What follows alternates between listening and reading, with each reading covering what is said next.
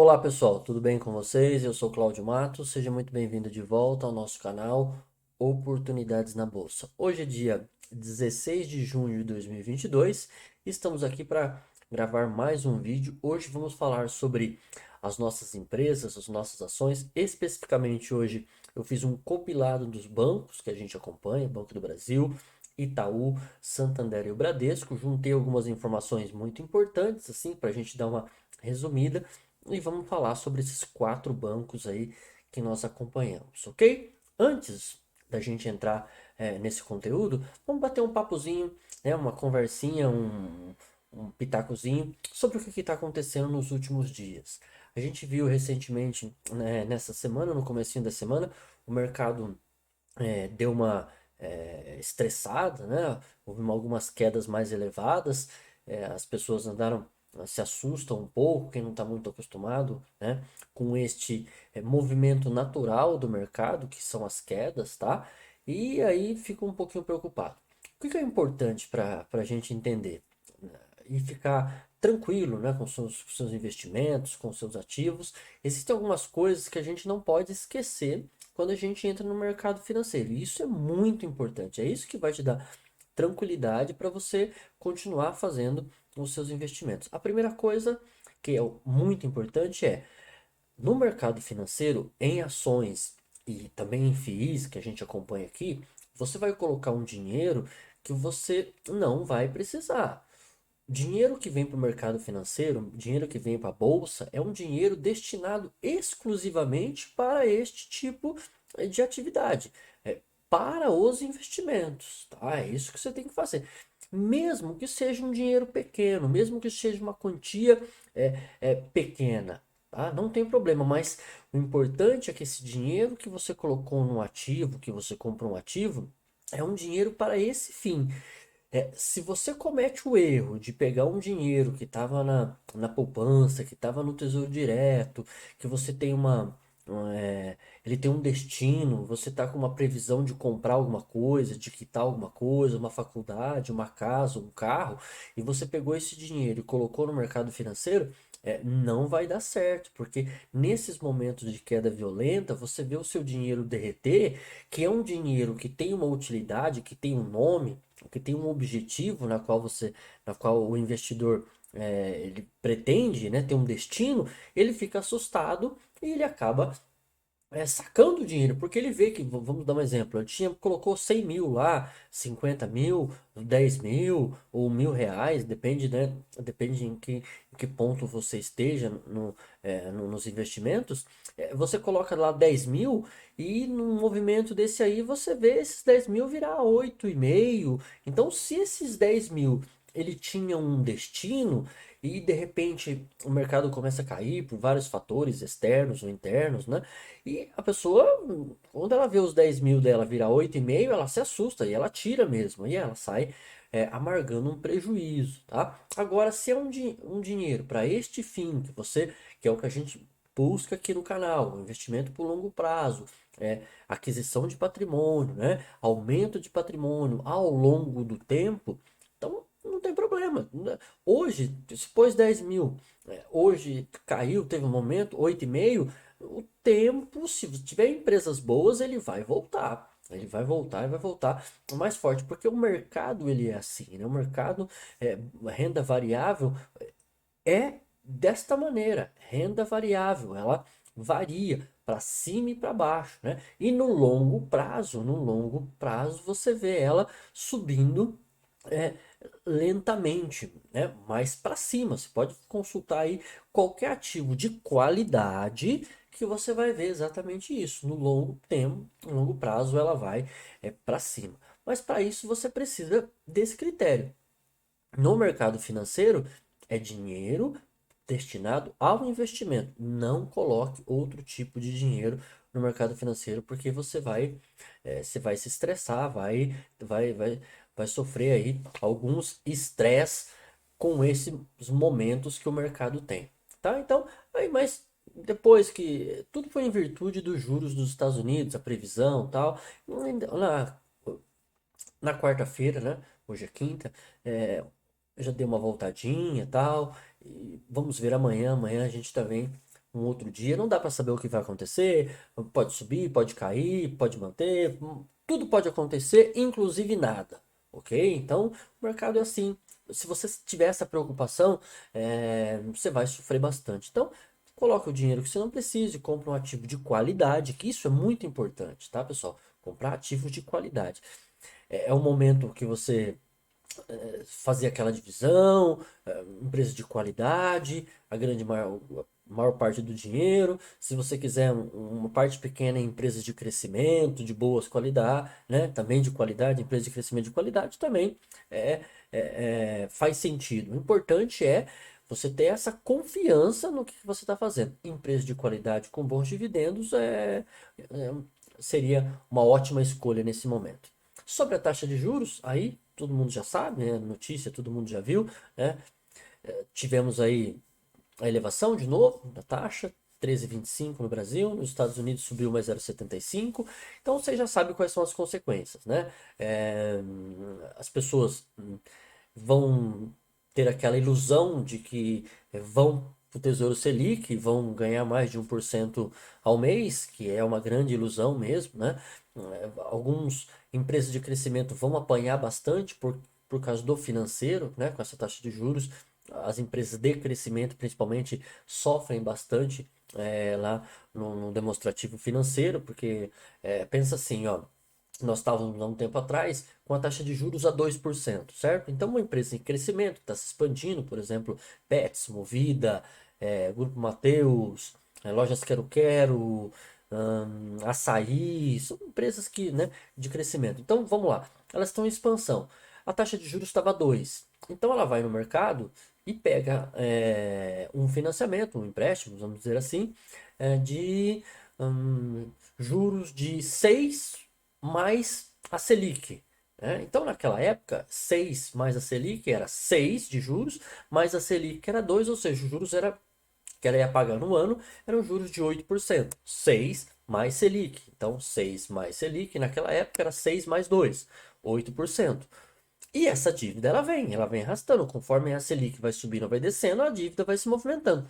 Hoje, essa empresa que ela ainda tem esse empréstimo, ela pegou 6 mais Selic. Com a Selic a 13,25, então essa dívida hoje ela sofre impacto de 19, né? 6 mais 13, 19, tá? Então, por isso que as empresas de crescimento ela apanham bastante, o mercado bate bastante porque sabe que elas vão sofrer no financeiro, ou seja, os juros que ela vai pagar pela dívida é muito maior do que ela contratou lá atrás, que ela contratou 6 mais 2 tranquilo, agora ela tem que pagar 6 mais 13. Então, é esse conceito que você tem que entender. Mas a empresa continua do mesmo jeito, ela vai trabalhar essa dívida, pode refinanciar ou pode realmente só pagar, o fluxo de caixa vai diminuir um pouco, mas a empresa continua.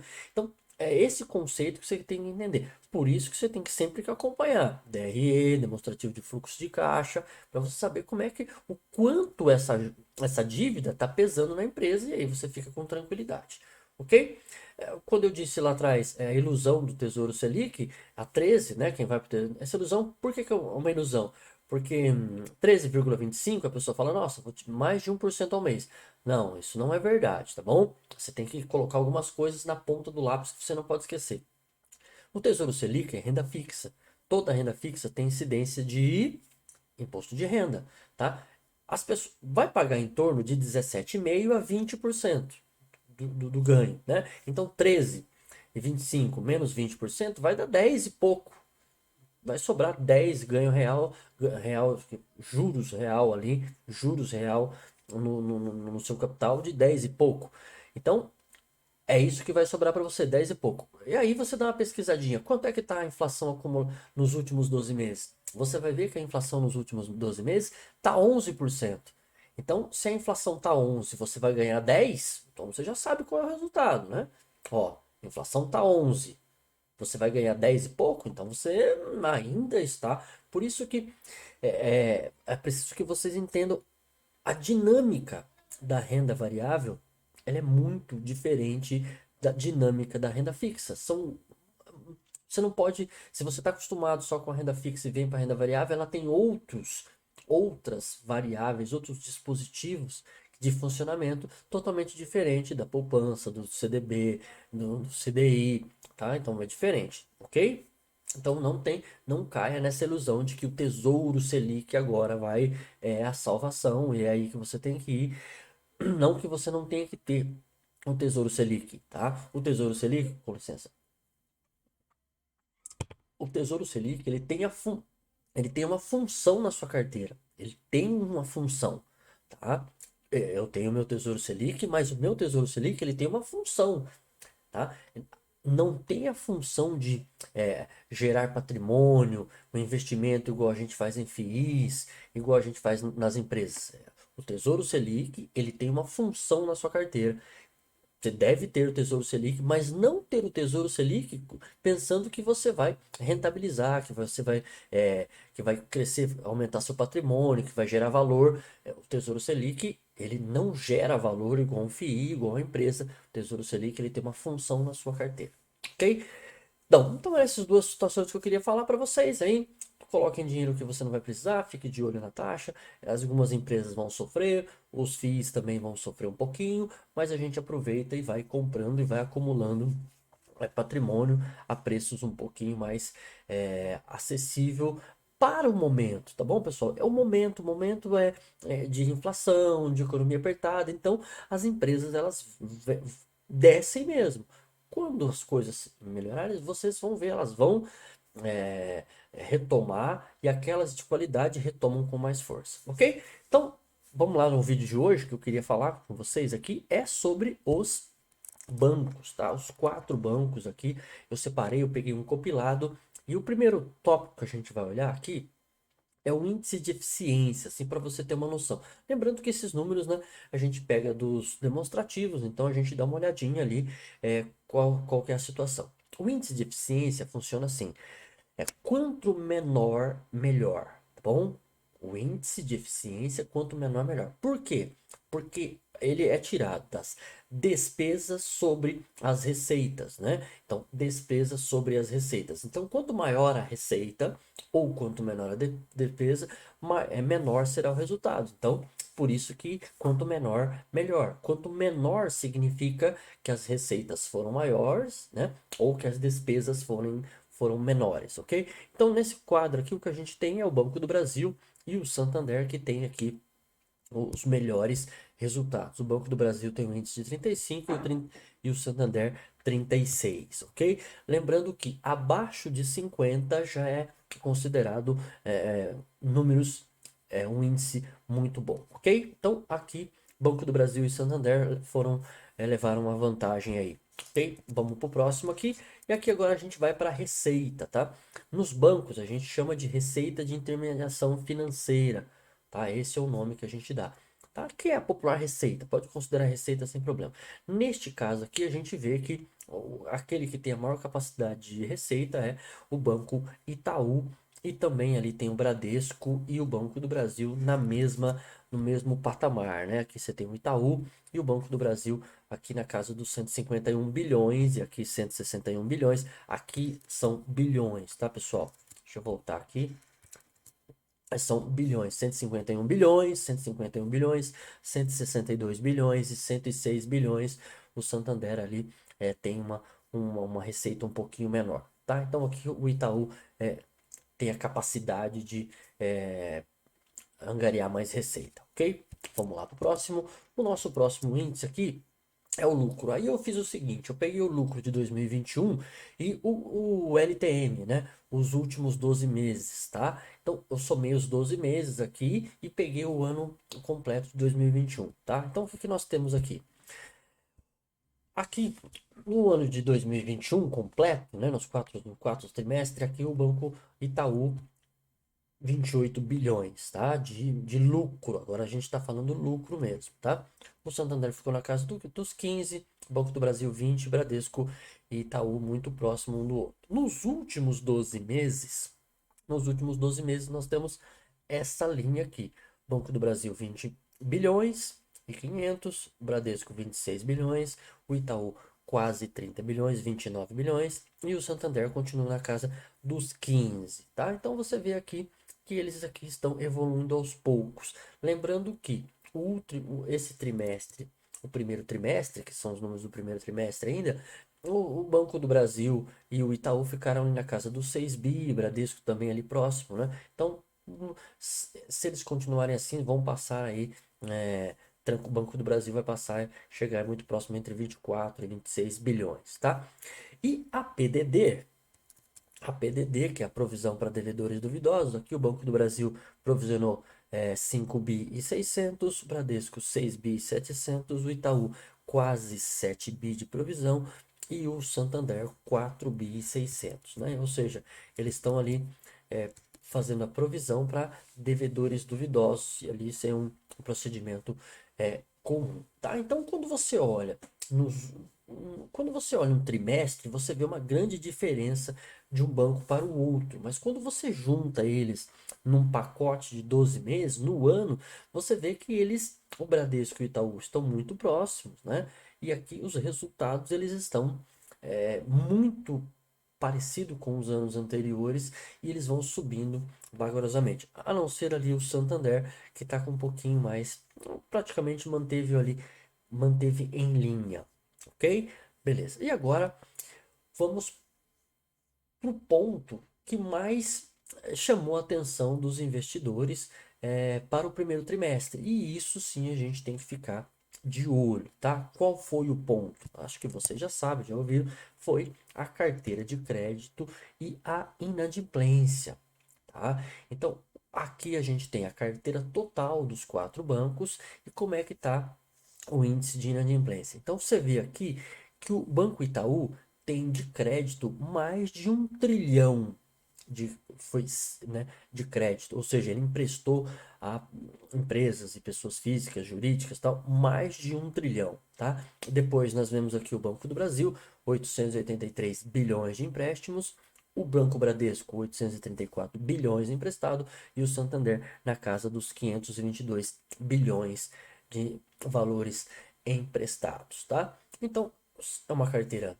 bem forte, tá? E aqui a gente tem o índice de inadimplência. E aqui o Bradesco que chamou mais atenção, que está com uma inadimplência um pouquinho maior. Nada desesperador aí. Os bancos já trabalharam muito tempo, durante muito tempo, pessoal, na casa dos 5% de inadimplência, durante muito tempo, tá? Então 3,20 aí é lógico que se destaca, né? Ó, se destaca. Você vê que os outros dois estão na casa dos dois quando o outro pula para a casa do 3 ele se destaca negativamente. Enquanto isso, o Banco do Brasil se destaca positivamente, com inadimplência de 1,89, tá? Lembrando que boa parte desses empréstimos, pessoal, tem ali garantias, casas, carros, fazendas, no caso do Banco do Brasil, agronegócio, é produção, então, mas a gente precisa acompanhar. Então aqui a gente vê, né, que o Itaú e o Banco do Brasil estão muito bem por enquanto, o Bradesco está um pouquinho mais descasado e o Santander também está ali, deu uma escorregadinha, tá? Então olhando aqui assim, o que a gente vê? Deixa eu voltar aqui para o lucro. Eu quero falar uma coisinha. É isso, deixa eu voltar aqui para o lucro. A gente vê assim que o Santander está um pouquinho mais para trás, mas lembre-se, esses quatro bancos são bancos de qualidade. O Santander ele pode ser o quarto banco no Brasil, mas ele é banco espanhol. No Brasil é o que dá mais retorno, é o que tem a maior capacidade do lucro do Santander, tá? Então, aqui no Brasil, o Santander Brasil é o que carrega a matriz lá na Espanha. Então, tanto que recentemente a gente comentou lá os 10 maiores bancos do mundo, os 10 maiores bancos do mundo, e o Santander está lá, né, entre os 10. Por quê? Porque aqui no Brasil ele pode ser o quarto. Pode ser, depende de como é que faz a sua avaliação, tá? Mas ele tá entre os 10 do mundo. Então, para você ter uma noção como é que os bancos brasileiros estão bem colocados no que se refere à rentabilidade, ok? Então, esses são os bancos que a gente acompanha, que nós temos aí em nossa carteira. E aí eu queria um destaque para você. Muitos já me perguntaram por que que eu não falo do Banco Inter, por que que eu não falo do Nubank. É, pessoal, a gente sempre busca empresas com lucro, né, que tem um lucro consistente. O Banco Inter, o ano passado fechou com prejuízo, né? O Banco Inter, e prejuízo assim de 25 bilhões, né? Nunca, quando teve lucro, o Banco Inter foi 10 milhões, 20 bilhões, enquanto esses bancos lucram 20 bilhões. Esses bancos estão na casa dos 20 bi, 15 bi no caso do Santander, e o Banco Inter, quando deu lucro, foi lá 10 milhões, 20 milhões, então é bem fraco. E no caso do Nubank, a situação ainda é muito mais grave, porque o Nubank, é, olhem bem o que eu vou falar para vocês, o Nubank nunca deu lucro na existência dele. Então, o banco Nubank, ele nunca teve lucro, tá? Então a gente precisa se atentar para essas circunstâncias, né? É um banco que tem muita conta, muito fácil de abrir conta, mas é um banco que não tem lucro, pessoal. Se vocês não acreditarem, façam suas pesquisas aí e tal. Então, Nubank e o Banco Inter são bancos que, né, foi assim, chegaram, muita gente, nossa, vai acabar com os bancão, que não sei o que lá. E no final das contas a gente viu que o resultado que deu, os bancões estão aí muito bem e esses bancos estão é, até agora se arrastando, tá? Porque até agora eles estão se arrastando, podem até ficar por ali, mas não são bancos que não tem. A gente procura investimento que produzem lucros, resultados, né? E isso, lucro e resultado, são coisas que o Banco Inter e o Nubank ainda não apresentaram, ok? Pelo vídeo de hoje é só, aí falei bastante hoje. Então nós temos esses bancos aí neste momento de estresse, tá? Agarrem-se nas boas empresas. Tá? Agarrem-se nas boas empresas, empresas com lucros consistentes, empresas, né, que já forte, se você conseguir uma empresa boa que paga uns dividendos, você vai ficar mais contente ainda, tá? Então, faça as suas escolhas direitinho, ok? Se você gostou do vídeo, deixe o seu like, se inscreva no canal, pense aí sobre a respeito. Nós estamos aqui no nosso grupo, que nós estudamos aqui, seguimos juntos aí. Essas empresas fazem parte aí da nossa carteira, do nosso acompanhamento. Isso não é uma recomendação, você tem o seu perfil, então aqui nós temos as nossas discussões e a gente faz nossas escolhas. Essa é uma apresentação para que você possa aprofundar os seus estudos, ok? Grande abraço e até o próximo vídeo. Muito obrigado.